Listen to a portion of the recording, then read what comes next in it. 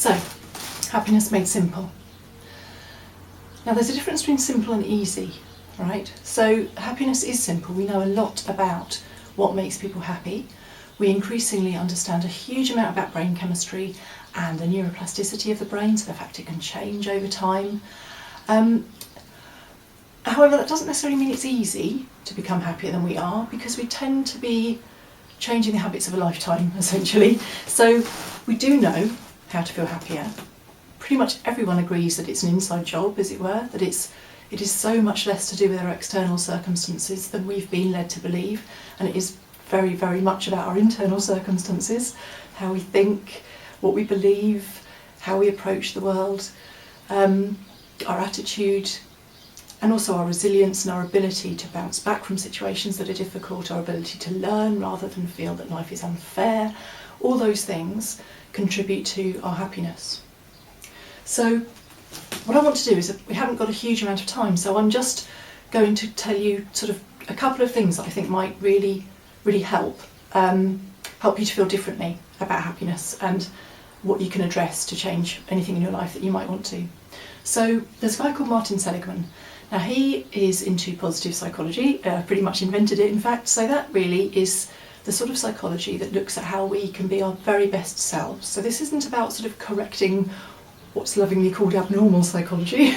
It's about saying, given that most of us are sort of alright, how do we become better than alright? How do we become more resilient, more optimistic, happier, more productive, more full of joy?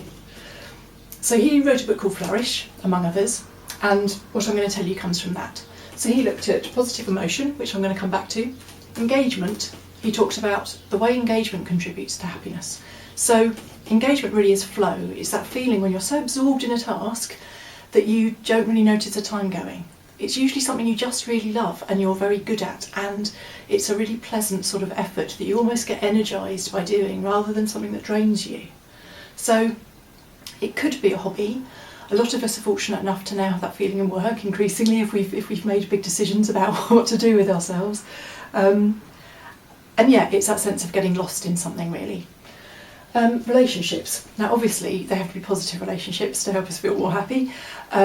So I guess you know what a positive relationship looks like to you, but essentially for most of us that would be relationships with colleagues or family or friends, or a romantic relationship that is about mutual respect, about liking or loving in reasonably equal quantities, about a certain degree of honesty, about faithfulness, about trust, all those things that encompass the experience of a relationship as positive for us, and again sort of energising rather than draining. Meaning. Now meaning in this context is all about kind of our passion really. I'm sure some of you have heard of a guy called Joseph Campbell who talks about following your bliss, and I guess we all have that calling inside of us. It doesn't always happen until maybe something difficult happens in our lives when we start to want more meaning. So what Martin Seligman is getting at here is saying it's really important, if you want to feel happy, to attach yourself to a kind of cause, something bigger than yourself that you feel really passionate about, something that really lives your values.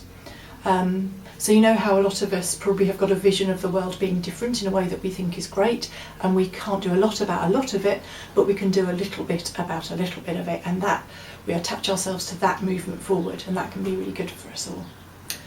Accomplishment is what it sounds like. It's finishing something. It's creating something where there was nothing, whether that's a document or a picture or a beautiful garden, but it's about that sense of satisfaction that actually we've made an impact on something. Something has been brought into existence that wouldn't be there if we hadn't applied ourselves to it. Okay, so I'm going to go back to positive emotion, because that kind of looks obvious, you know, it's like happiness is positive emotion, surely.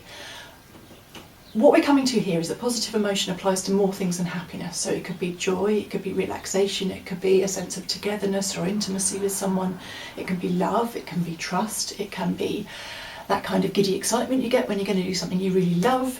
It can, you know, you get the picture, yeah? It's a lot of different things that go into that positive emotion.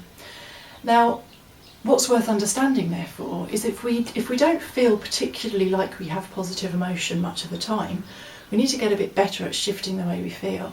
And I just want to go through 3 things that can really help, and they're all beginning with G, so they're easy to remember.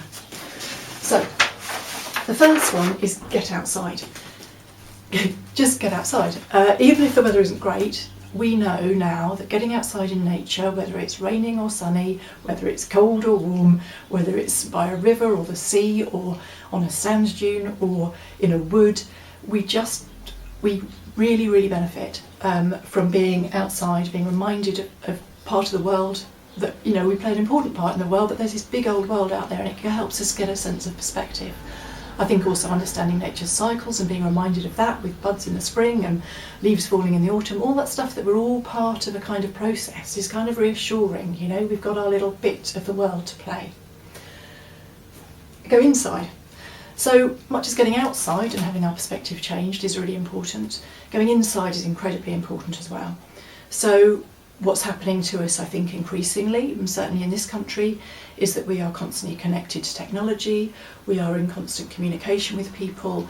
Our ability to just be quiet and with ourselves and just sort of focus and get into here instead of being in here all the time is something we need to maybe learn again.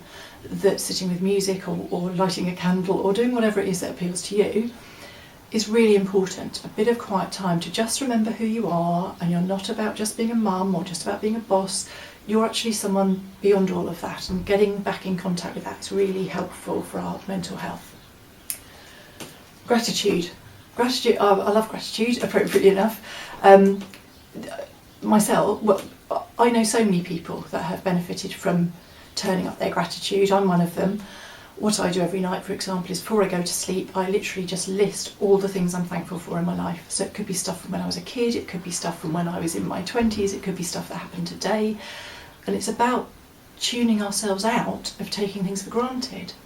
If we want a positive skew on our lives and our opportunities and what we see around us, we sometimes need to train that back in when we've trained ourselves the other way to focus on the negative. So really consider whether you're thankful for eating your dinner with someone that you love, whether you're thankful for eating your dinner alone because it meant you could eat exactly what you like to eat and you didn't even have to use a knife and fork and no one was watching. It can mean that you're thankful to have feet, that means you can just walk down the road. It can mean you're thankful that a friend rang you to see how you were. Really, there is nothing too small to be grateful for. It has a huge impact on your outlook.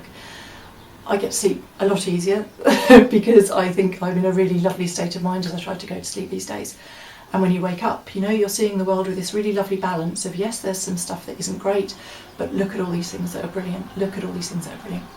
So, I hope that's helpful. I hope you can remember it. And if you want to get in contact with me, I'm so happy to hear from anyone with any questions or anything you've tried and wondering why it's not working, or any other suggestions I might have, or book recommendations. You know, I'm here.